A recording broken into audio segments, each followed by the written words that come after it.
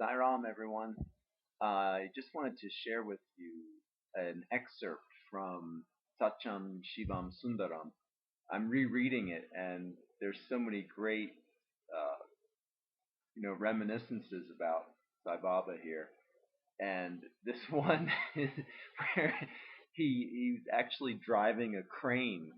I don't know if you all remember this, but I forget how old Sai Baba was, but it came to a point where they needed to build a new temple, and the small temple they built was becoming too small. There were too many devotees coming, so they planned to build this new temple, and they had ordered these incredibly long beams to build the temple.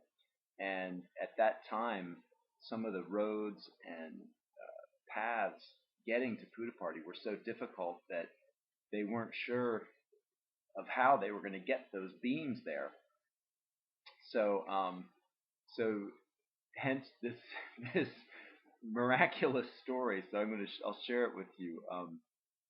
One night in the small hours, the chief engineer was awakened by a loud noise in front of his house at Anantapur. He peered into the darkness and was surprised to find a crane from Tungabhadra Dam Works put out of action and unable to move. He ran to Puttaparthi and told Baba that if only it could be made to operate, the owner could be persuaded to travel up to Penakonda and bring the girders along. Sai Baba materialized some sacred ash and gave a small quantity to the engineer, who piously scattered it over the engine of the crane and asked the driver to make efforts to set it going. With a grunt or two, the engine started, the wheels turned, and the crane moved toward the girders.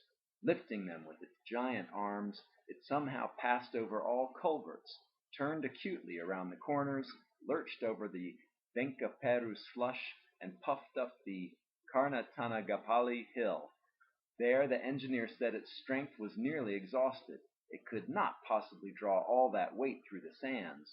So Sai Baba himself sat near the driver and handled the wheel, and the crane uploaded the girders near the work spot. so, so you can picture Baba, operating this crane, and it's just, of course, another example of his omniscience. How does how does Sai Baba, a kid who leaves school at 13 years old, know how to operate a crane?